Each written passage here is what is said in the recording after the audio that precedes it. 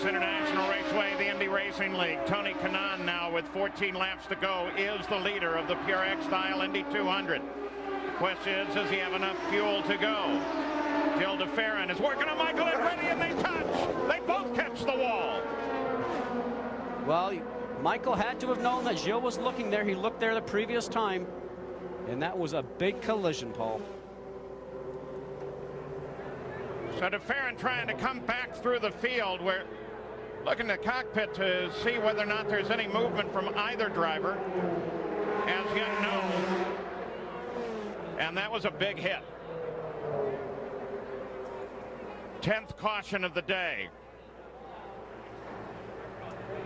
So going into turn one, de Ferran and Andretti battled, and then they touched, and both right up into the wall on the exit of one. And the IRL safety team there immediately. Tony Kanaan, the teammate to Michael Andretti, the pole sitter, that puts him in pretty good shape.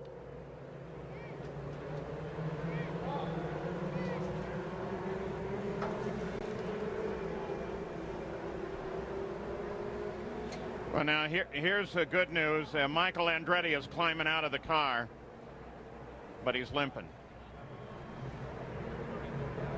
Paul, usually with an impact like that, they see anywhere from 50 to 80, maybe over 100 Gs. Now, I want to explain something.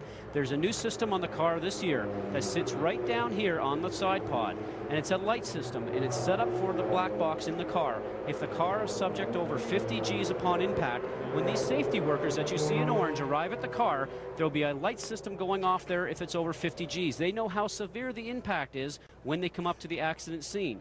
If the light is going off, they know that they could have a real serious injury. If not, it's usually under 50 Gs, and that's where the threshold is, where drivers generally are maybe not too hurt. So Michael Andretti talking with his rescuers. Gil de Ferran, we're waiting for the report. Remember that last year he had to sit out the final races of the season because of the injury he sustained in the race at Chicago. Here it is, Scott. You watch. Now, Michael didn't expect Gil to be there so early, but Gil certainly had a run on him going into the turn. Michael went a little bit high to start to weave the car down towards the turn like he should do. See, a good run by Gil de Ferran. Gil's clearly beside him. Michael should have some information from his spotter to let him know what's going on. The fire that you see going along there is an oil fire. That's really no harm to the driver whatsoever. Yeah, the oil cooler is in the left side of the car. The theory being more often than not you're going to hit with the right side of the car. But de Ferran came all the way around, caught it with the left side, and that ignited the oil fire. Now remember, right now, as they go together, those wheels have actually touched.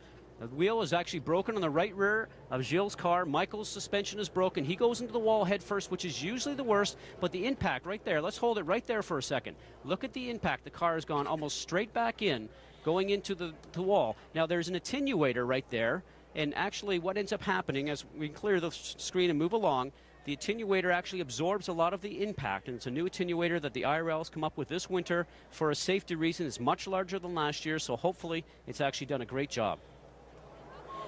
And they're still working with Gil de Ferran at the car. Michael Andretti, we've seen him get out. Tony Kanaan is the leader under caution. We'll return after this word from our ABC station. This is ABC Sports Championship Television.